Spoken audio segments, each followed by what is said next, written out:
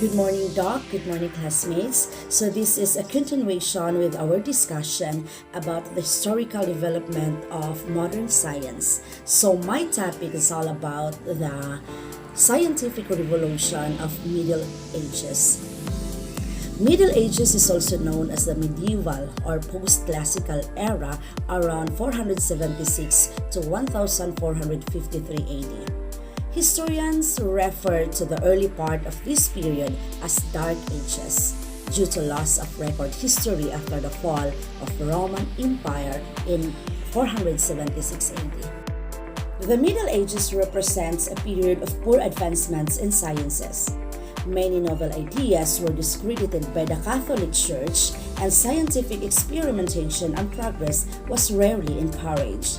However, despite this relatively dark time for science, there were some intellectuals without whose contribution the scientific advancements of the Renaissance would have been impossible. Historians often group the era into three distinct periods.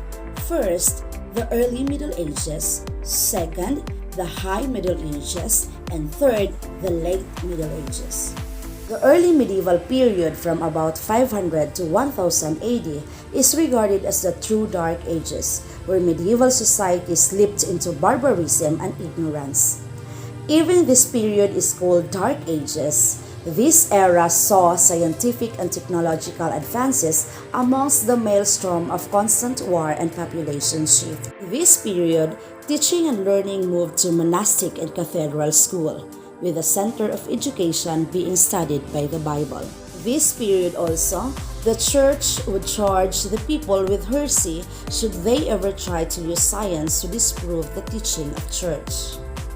And also, books were written in ancient Greek. The next is the Middle Ages, or the rebirth of science and scholasticism. This period is the birth of medieval universities.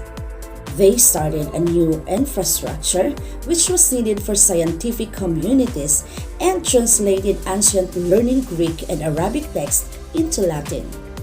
Charlemagne was a medieval emperor who ruled much of Western Europe. During the 9th century, Western Europeans tried to systemize education. Rulers and church leaders realized that education was the key to maintaining unity and peace. This period was known as Carolingian Renaissance, a program of cultural revitalization and educational reform. He ordered the translation of many Latin texts and promote astronomy.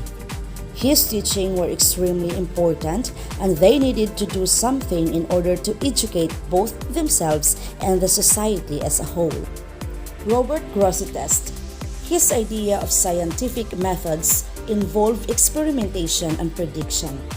He firmly believed that observations should be used to propose a universal law, and this universal law should be used to predict outcomes. Roger Bacon, the shining lights of science in medieval society. He re-emphasized the importance of scientific method and promote its use in modern science. He described the scientific method as a repeating cycle of observation, hypothesis, experimentation, and independent verification. And lastly, the Late Middle Ages. From around 1300 to 1500, saw progress speed up as thinkers continued the work of scholasticism, adding to the philosophy underpinning science. Late Middle Ages made sophisticated observations and theories that were sadly superseded by the work of this later scientist. First, William Ockham, in the 14th century, proposed his idea of parsimony and the famous Ockham's razor, still used by scientists to find answers from amongst conflicting explanations. Jean Buridan challenged Aristotelian physics and developed the idea of impetus, a concept that predated Newtonian physics and inertia. And lastly, Thomas Brodwarden.